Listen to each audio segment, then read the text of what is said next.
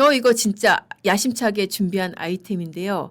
요즘 그 진수기들이 굉장히 시끄럽죠. 특히 그 중에서도 우리가 여러 번 다뤄온 이진숙 방통위원장 아이템인데, 기어코 이 얘기까지 나왔어요. 너 나가. 다음부터 들어오지 마. 라고 이재명 대통령이 콕 찍어서 경로를 하더니 이번에는 너 다음부터 들어오지 마까지 나왔죠. 제가 이제 이 표면적으로 보이는 이 워딩만 보도를 해드리면은 판읽기가 아니고요. 거기에 숨은 뜻이 뭔지, 거기에 담긴 이재명 대통령의 심경이 뭔지, 속마음이 뭔지를 제가 속속들이 파헤쳐 드리겠습니다. 이게 그냥 뇌피셜이 아니고요. 방송법 전문가, 그리고 이 방송 관계되는 이런 인사에 굉장히 정통한 그런 분들의 얘기를 제가 추려서 전해드리겠습니다. 자, 먼저 일단 사안부터 조금 정리를 해드릴게요. 이 얘기가 이제 언제 어디서 나왔냐? 그 8일 국무회의에서 이재명 대통령이 그런 얘기를 했다고 그러죠. 왜 비공개 국무회의 내용을 왜곡해서 자기 정치에 이용을 하느냐? 내가 의견을 내라고 했지 언제 업무를 지시했냐? 이러고 경로를 했다고 합니다. 경로 이거 좀 불안한데요. 이거 경로했다 또 수사받는 거 아닙니까? 대통령 경로 이거 위험한데. 자, 이거를 갖다가 중요한 것은 이게 그냥 언론사가 어렵게 취재한 게 아니라 대통령실 대변인이 브리핑을 했다는 거예요. 대통령이 공개적으로 질책하셨다라고. 뭐라고 했냐면은 강유정 대변인이 그렇게 얘기를 했어요. 8일날 국무회의 열렸는데 강유정 대변인이 참석자들에게 국무회의는 국정을 논하는 자리이길래 비공개 회의 내용을 개인 정치에 활용해서 왜곡하면 안 된다라고 대통령께서 강한 어조로 질책하셨습니다라고, 뭐 약간 조선중앙TV 같은 그런 느낌인데, 강한 어조로 질책하셨습니다라고 브리핑을 했습니다. 대통령의 분노와 질책을 알리는 거죠. 굉장히 이례적이지 않나요? 이런 것들은 굉장히 어렵게 말이 새어나오거나 아니면 정말 나중에 몇 달 뒤에 새어나와서 이렇게 전세가 뒤바뀌면 윤석열 전 대통령처럼 수사 대상이 되거나 이런 게 대통령의 경로인데, 경로를 알렸습니다. 자, 도대체 뭘 갖고 경로를 했는지 내용을 좀 봐야 될 것 같은데요. 왜 비공개 국무회의 내용을 왜곡해서 자기 정치에 이용하냐? 의견을 내라고 했지 왜 업무를 지시를 했냐라고 했는데, 그 내용이 뭐냐면은 이진숙 위원장이 그 과방위에서 7일날 그런 발언을 했었어요. 대통령이 방통위에서 위원회안을 만들어 보라고 지시를 했다. 그렇게 밝혔습니다. 그러니까 대통령한테 국무위에서 그렇게 지시를 받았어요. 위원회안을 만들어 보라고. 뭐에 대해서? 그 방송상법에 대해서. 그렇게 지시를 받았다라고 했는데, 그게 아니라 아니 내가 의견을 내라고 그랬지 언제 업무를 지시를 했냐고 그렇게 화를 냈다는 겁니다. 그러면서 거기에 더 나아가서 9일은 앞으로 너 나가 들어오지 마라는 거죠. 앞으로 열릴 국무회의에 이진숙 방통위원장은 배석시키지 않기로 결정을 했다는 거예요. 자, 이게 뭐예요? 계속 너 나가, 너 왜 그랬어, 나 너한테 화냈어라고 지금 대외적으로 계속 알리는 거죠. 자, 이 속내가 뭘까? 굉장히 이례적입니다. 왜 그럴까? 이게 왜 그럴까? 지금 대체적인 해석은 뭐냐면은 이 방송 3법에 대해서 이재명 대통령의 입장이 좀 의심스럽다. 이거 혹시 이거 반대하는 거 아니야? 찬성 안 하는 거 아니야? 그렇게 소위 민주진보 진영 그 좌파 쪽에서 의구심을 제기를 하니까, 아니야 나 그거 아니라고, 나 이진숙한테 화내는 거라고. 자 봤어? 자 이렇게 화내는 거 봤지? 그리고 다음부터 이진숙 들어오지도 말라고 그랬어 라고 그렇게 하는 겁니다. 그러니까 이 지금 방송 3법에 대한 개혁 의지를 의심받는 상황이 되니까 그거를 차단하려고 저렇게 오버하는 거 아니냐, 그런 해석들이 굉장히 지금 유력한 거예요. 자, 그러면은 왜 그런 의심을 받고 있는지 그 내용을 보겠습니다. 왜 의심을 받고 있냐면은 이런 일이 있었어요. 7일 오전에 강의정 대변인이 또 뭐라고 그랬냐면은 방송 3법에 대해서 국민 공감대를 얻을 수 있는 방송법이 필요하다. 그러면은 지금 올라와 있는 거는 국민 공감대를 얻기에 조금 부족하다는 얘기인가? 좀 이상하죠. 그러니까 기자들이 물어봤어요. 아니 이거 대변인 생각이에요? 아니면 대통령 생각이에요? 그러니까 이거 대통령 생각이래요. 국민 공감대를 대통령이 이제 그 대통령의 대변인의 입으로 언급을 하면은 지금 하려고 하는 정책이나 이런 것들이 거기에 부족하다는 거 아닙니까? 그러니까 지금 올라와 있는 방송 3법, 그러니까 민주당이 민주개혁 입법으로 지금 몰아붙이고 있는 방송 3법에 대해서 이거 좀 아닌 것 같은데? 라고 대통령이 지금 얘기하는 듯한 그런 뉘앙스예요. 자, 근데 6시간 뒤에 어떤 일이 벌어졌냐? 국회 상임위에서 이 법이 통과가 돼버린 거예요. 그러니까 방송법이 통과가 돼버린 거죠. 자, 이렇게 되면은, 이거 대통령실 발표하고 다르네? 대통령실하고 지금 민주당하고 엇박자? 아니면은 대통령은 지금 굿캅이고 민주당이 배드캅이고 뭐 이렇게 되는 건가? 지금 이상하잖아요. 뭔가 지금 여권 내 균열이 지금 드러낸 듯한 그런 양상인 거예요. 자, 그러면은 방송 3법이 도대체 어떤 법이길래 이렇게 이재명 대통령이 마뜩찮아하나? 한번 내용을 한번 보겠습니다.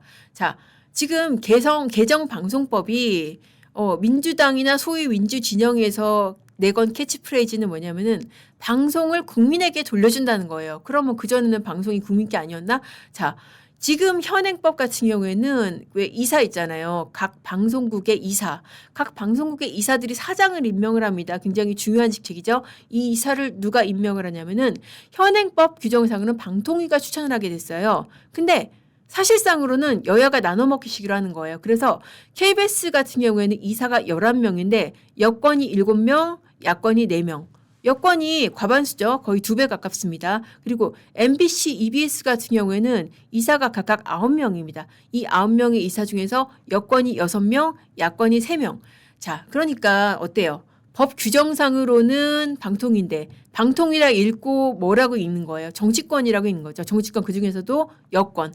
그러니까 여권이 사장 임명하는 거예요. 쉽게 말씀드려서. 왜냐하면은 이 이사 과반수가 찬성하면은 사장이 임명이 되는데 지금 이사 중에서 과반수를 여권이 먹잖아요. 만약에 이런 관례대로 가자 그러면은 어떻겠어요?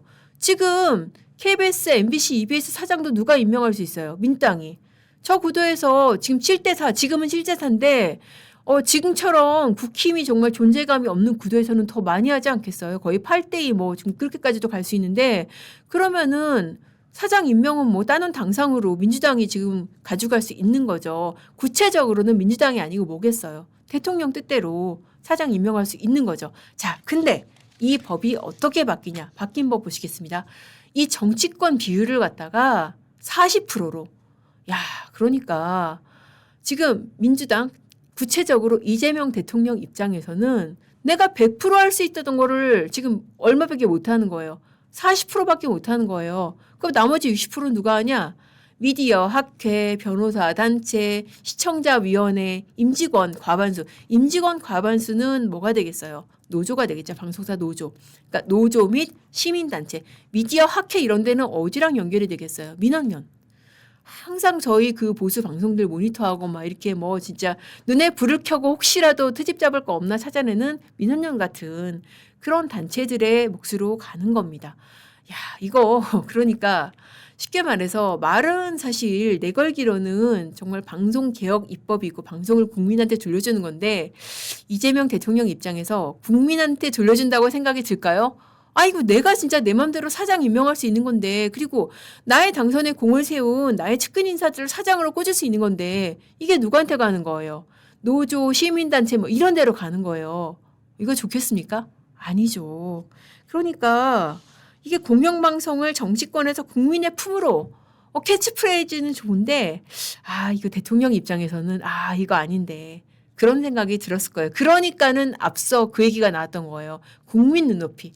국민 눈높이일까요? 이재명 대통령 눈높이라는 생각이 저는 드는데요.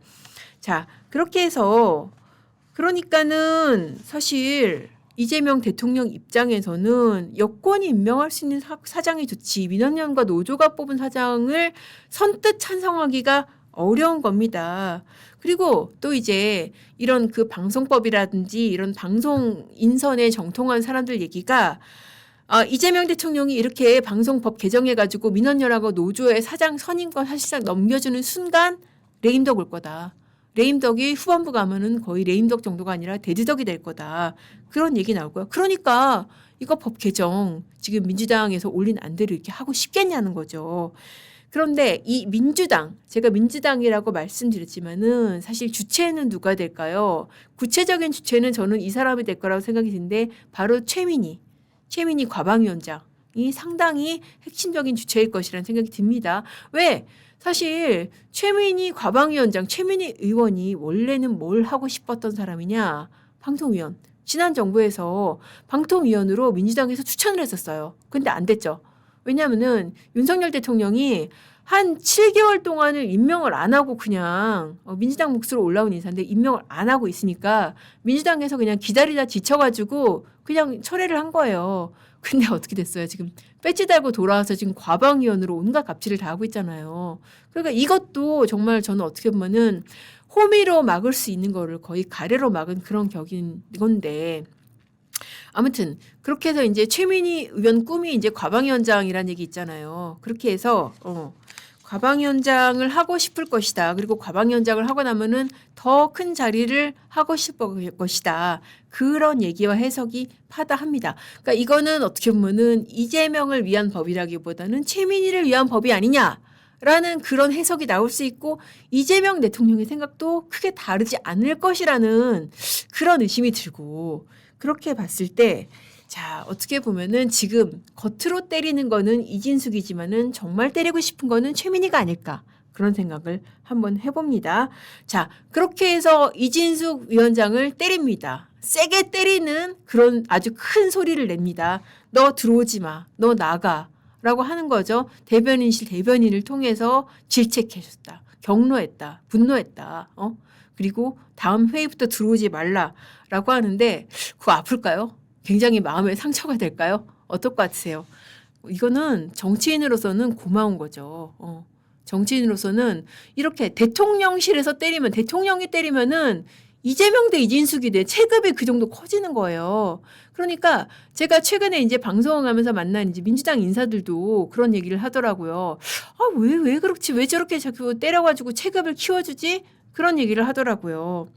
그러니까 이진숙 위원장으로서도 땡큐예요, 사실. 나쁠 게 없죠. 왜냐하면은 이진숙 위원장도 최종 목표가 방통위원장이 아닐 거거든요. 뭐 대구시장 출마설 때 나오잖아요. 대구시장 하고 나서 뭐 국회의원 나간다는 얘기도 있고 그러니까 이렇게 센 위에서 센 체급에서 자기를 때려주면 자기는 그만큼 체급이 더 커지는 겁니다. 그러니까 뭐 본인으로서도 정치적으로 나쁠 게 없고 손해볼 게 없는 그런 상황이라는 생각이 들고요.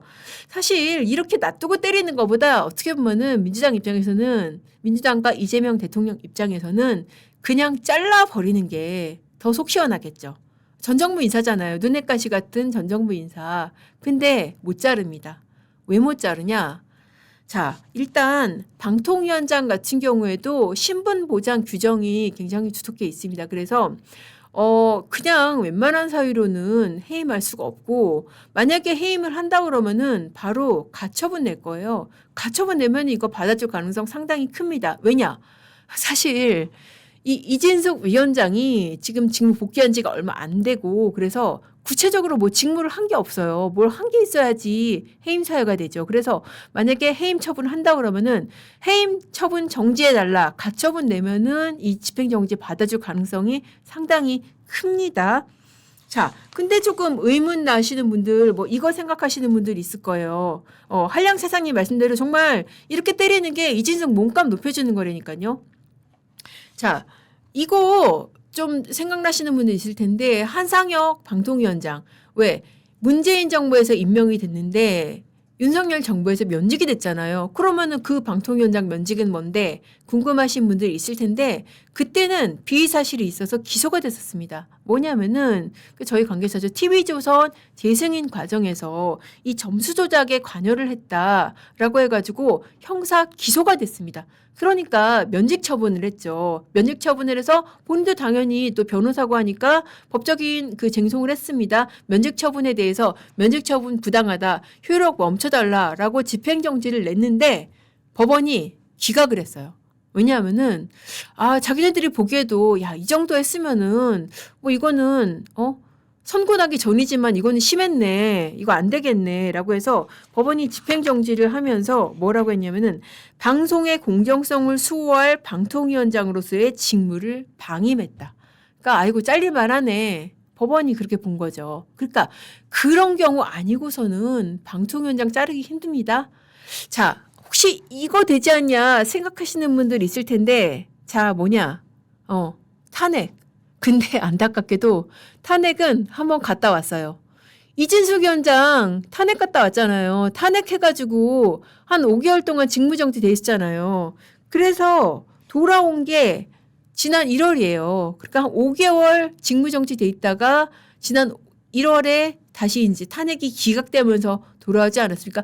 그 기각됐을 때도 제가 이제 판례기로 해드렸었는데, 아니 너무나 당연한 기각인데, 왜냐하면은 방통위원장 맡은 지 이틀 만에 탄핵이 됐잖아요. 그래서 헌재로 갔는데 그 헌재가 정말 편향된 헌재 결정이라고 저는 생각이 드는데, 기각은 했지만 4대4로, 아니 이 너무나 당연한 사안을 4대4로, 왜냐하면은 아니 직무를 맡은 지 이틀 만에 탄핵 청구를 했으면 이건 사실 누가 봐도 무고성 탄핵인데, 이 당연한 탄핵 청구를 4대4로 기각을 했습니다. 그때 민주당이 탄핵 올렸던 사유가 뭐냐면은, 왜 그 박문진 이사라든지 이런 사람들 보통 해임 처분을 하고 그 신병 처리를 하는데 2명이서 했다. 그때 당시에 이진숙 위원장하고 김특희 부위원장 2명이서 한 거는 이거는 위법하다라고 해서 그래서 올렸다는 거예요. 근데 2명이서 했던 게 2명이서 하고 싶어서 한 게 아니라 정치권에서 그 위원들을 안 올려주니까, 물론 이제 아까 최민희처럼 뭐 대통령이 근데 제가를 안 해줘서 안 한 경우도 있지만은,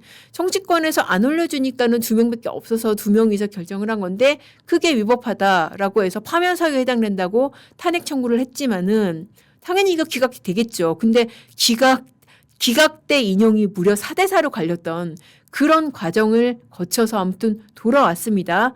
아무튼 지금 탄핵에 건넌 지 불과 몇 달 안 된단 말이에요. 그 탄핵 또 되겠어요? 그 사이에 뭐 한 것도 없는데. 그러니까 이진숙에 대해서는 이 정부가 할 수 있는 게 없다. 그러니까 계속 신경질 내면서 괴롭히는 것밖에 없는 거예요. 근데 괴롭히면 어떻게 된다? 체급이 올라간다. 물론 저도 뭐 개인적으로 뭐 이진숙 위원장에 대해서 이거 잘 돼야 된다, 이거는 잘했다, 그건 아닌데, 이 형국을 봤을 때 아주 재밌는 상황이에요. 그러니까는 이재명 대통령 입장에서는 사실 속으로 얄미운 거는 저는 최민희라는 생각이 듭니다. 근데 최민희를 때릴 수는 없으니까는 이진숙을 때리는데, 이진숙을 때리면 어떻게 된다? 이진숙 몸값이 올라간다.